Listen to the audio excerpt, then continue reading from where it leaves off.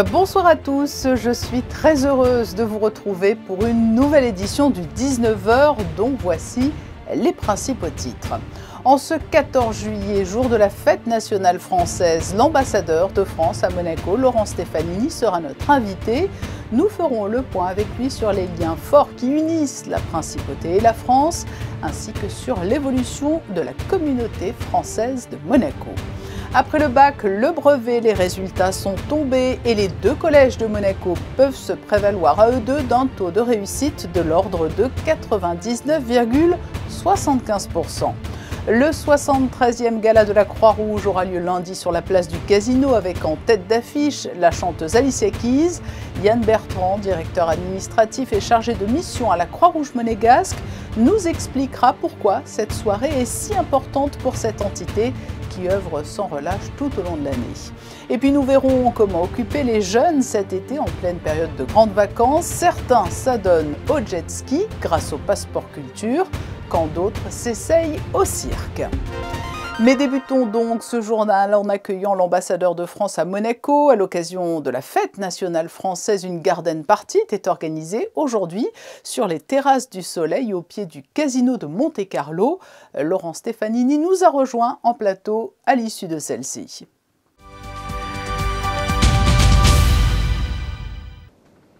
Bonsoir Laurent Stefanini. Bonsoir madame. Nous sommes très heureux de vous accueillir en cette journée de fête nationale française. C'est un moment, le 14 juillet, tout autant solennel que fédérateur et ici tout particulièrement à Monaco. Alors c'est un moment universel parce que le 14 juillet 1789, il s'est passé un événement particulier à l'histoire politique française qui a eu des retentissements, d'abord en France, ensuite en Europe et après à travers le monde. Et depuis maintenant près d'un siècle et demi, c'est notre fête nationale.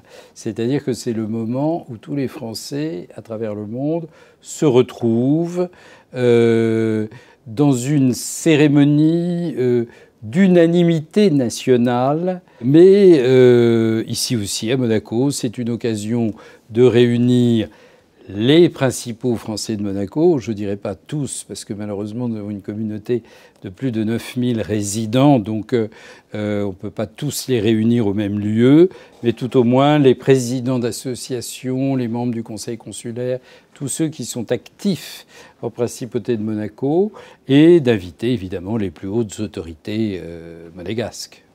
Alors vous l'avez dit, peu ou prou un peu plus de 9000 Français résidents à Monaco. C'est une communauté qui est en évolution, qui est fluctuante ou pas du tout? C'est une communauté très attachée à son statut de Français de Monaco, c'est-à-dire de Français qui aiment cet environnement, qui travaillent d'ailleurs, qui apportent sa contribution.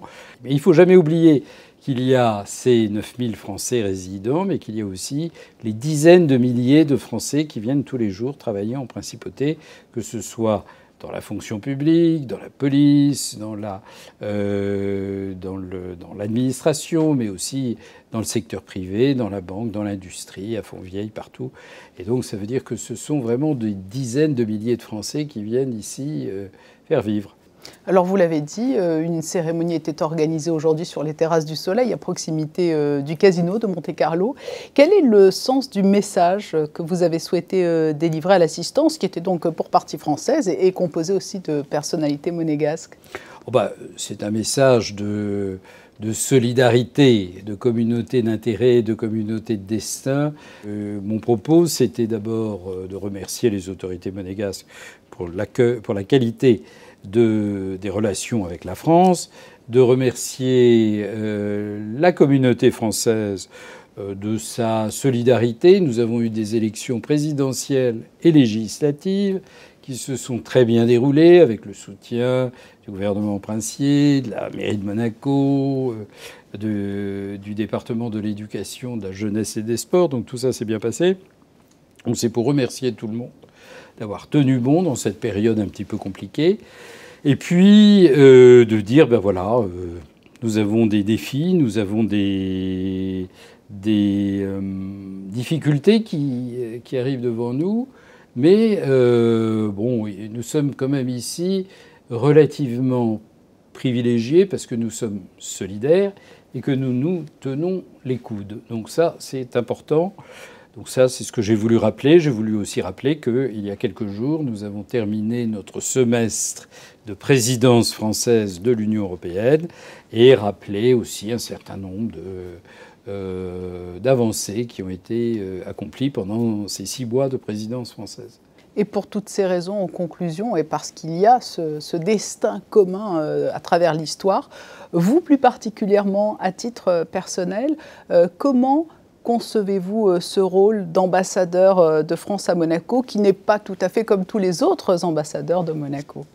Alors, c'est un rôle de facilitateur, c'est-à-dire que nous sommes là au service des intérêts français, mais qui sont tellement imbriqués, tellement proches des intérêts monégasques, que très souvent, nous sommes aussi, qu'il s'agisse de crise sanitaire, qu'il s'agisse de circulation des personnes, de visas, au service de la communauté monégasque. Et quand je dis la communauté monégasque, ce n'est pas seulement ceux qui sont de nationalité monégasque, mais également ceux qui sont résidents, y compris résidents de pays tiers, qui ne sont ni monégasques ni français, mais qui vivent, travaillent, enrichissent la principauté. Merci, monsieur l'ambassadeur. Merci à vous. Ils sont à la fête, eux aussi, les collégiens de Monaco. Les résultats du brevet ont été officiellement rendus publics et à Monaco, le taux de réussite totale frôle les 100%. Il s'établit très précisément à 99,75%. 100% de réussite pour le collège François d'Assise Nicolas Barré qui présentait 118 candidats et 99,65% pour le collège Charles III et ses 287 candidats. Les collégiens monégasques décrochent pas moins de 354 mentions. C'est un mois de juillet décidément très artistique à Monaco avec un bel agenda culturel et des événements qui se succèdent. Dernier en date, le salon Art Monte-Carlo. Il vient d'être inauguré en présence du prince Albert II et de son Altesse royale la princesse de Hanovre. Il rassemble au Grimaldi Forum une trentaine de galeries internationales et met à l'honneur l'art contemporain et le design. Nous y reviendrons plus largement demain à 19 h. Autre rendez-vous, mais à venir cette fois, et qui fait partie des incontournables de l'été à Monaco, le gala de la Croix-Rouge monégasque aura lieu lundi. La chanteuse Alicia Keys donnera un concert place du Casino à cette occasion. Cette soirée permet chaque année de non seulement collecter des fonds, mais aussi de mettre en lumière le travail quotidien de la Croix-Rouge monégasque, ses permanents, les bénévoles au service des plus vulnérables. Yann Bertrand, directeur administratif et chargé de mission à la Croix-Rouge monégasque, est notre deuxième invité. Il est interviewé par Fabien Bonilla.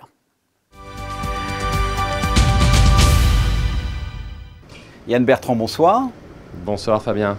Nous sommes à quelques jours du grand rendez-vous de la Croix-Rouge monégasque, ce lundi, place du Casino, avec Alicia Keys sur scène. Parlez-nous de cette soirée.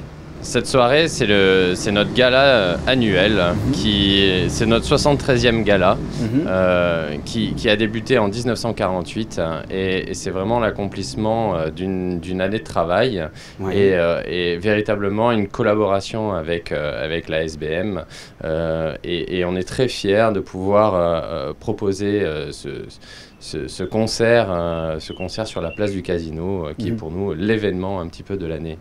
Alors, de la salle des étoiles, vous êtes passé depuis 2021 à la place du Casino, au cœur de Monte-Carlo. Donc, qu'est-ce que ça change ?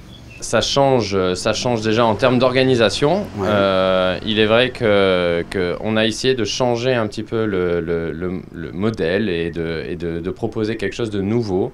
Et ce concert en plein air a été une proposition qui a été faite par la SBM et en accord avec notre comité exécutif, qui a permis de se réinventer un petit peu et de proposer quelque chose de nouveau à nos donateurs et à toutes les personnes qui nous aident à faire ce spectacle vraiment qui est fabuleux. Oui. Vous attendez combien de personnes et est-ce qu'il y a encore des places de disponibles ? On a 700 personnes qui vont venir pour le gala qui va être sur les terrasses du Casino, les terrasses du Soleil, oui. Qui va permettre d'avoir un moment privilégié pour tous les amis de la Croix-Rouge notamment avec une tombola, notamment avec pas mal de surprises, et notamment l'artiste qui est Philippe Astor, qui va pouvoir présenter aussi l'œuvre qui remet à la Croix-Rouge, comme on fait tous les ans. Oui.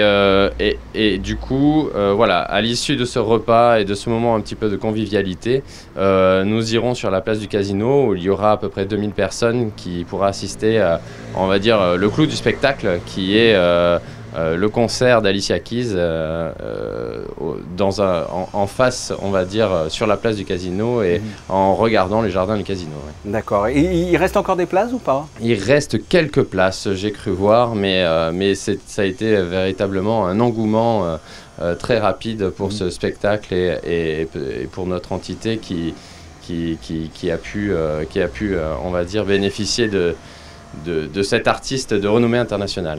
Et concrètement, à quoi sert cette soirée? Quel en est l'objectif? Parce qu'il y a une levée de fonds en quelque sorte.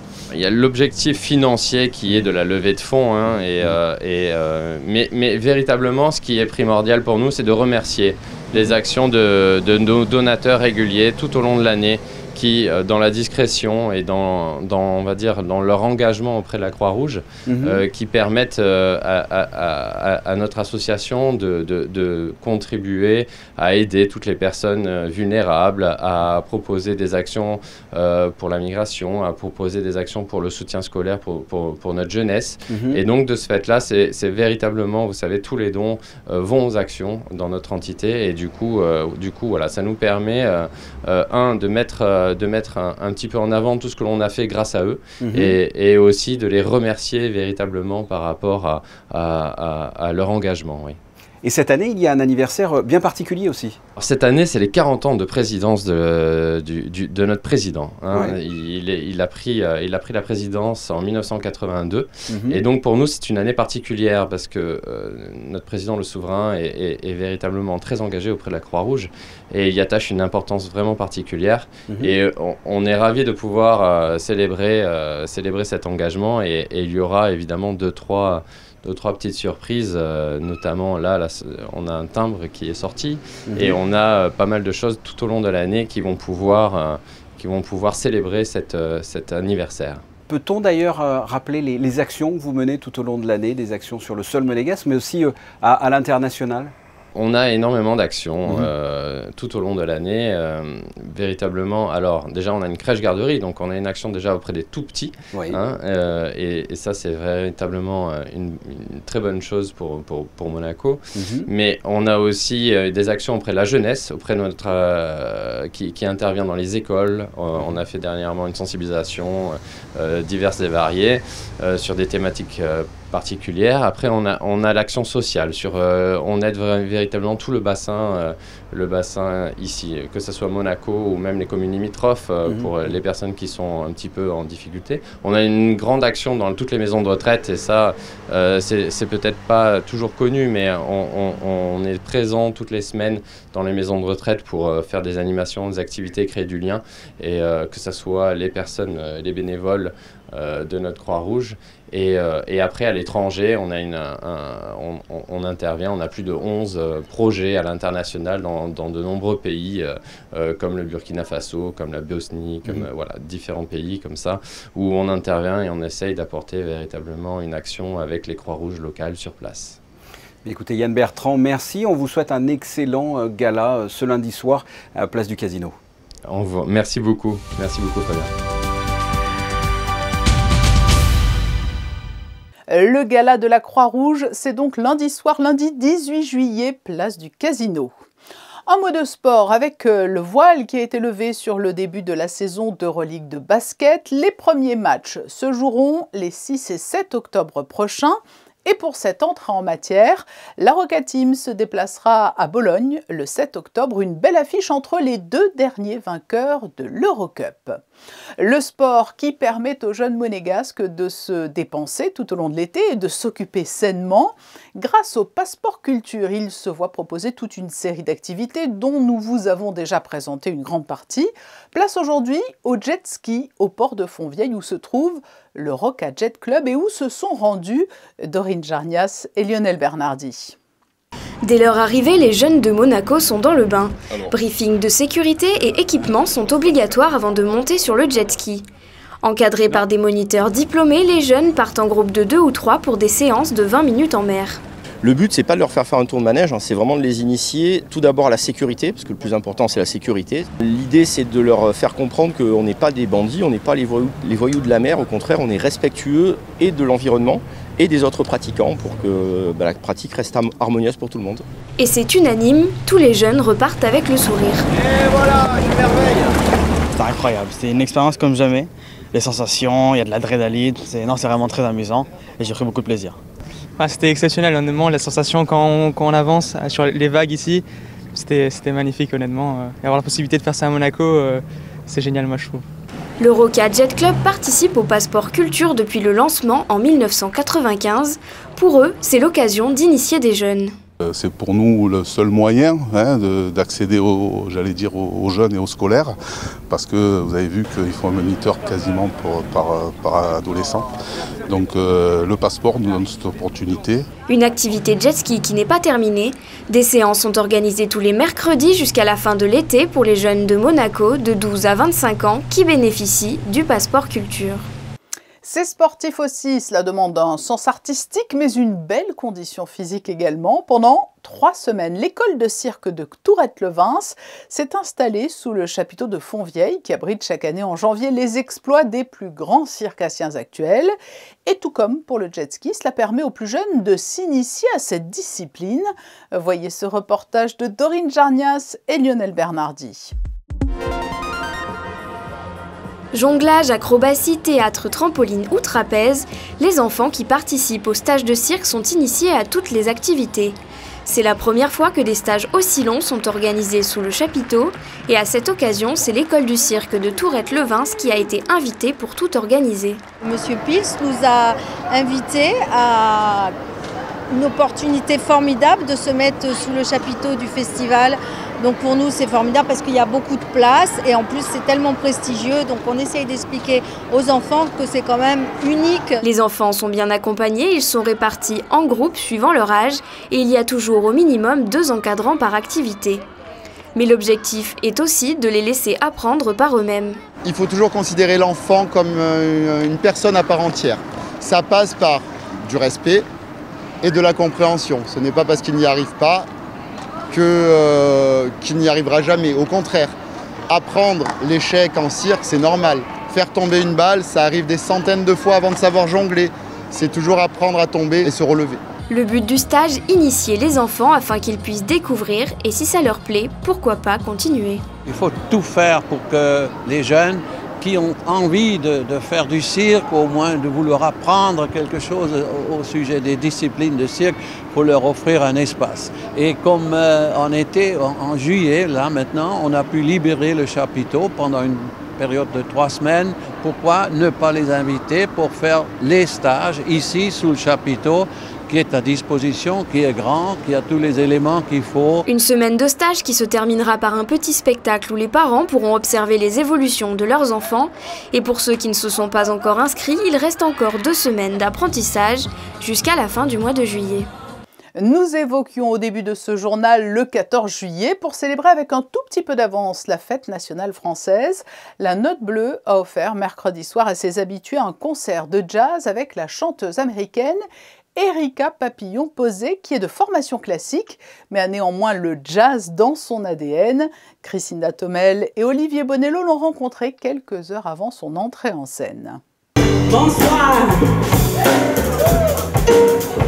Je m'appelle Erika Papillon-Posé from Atlanta, Georgia.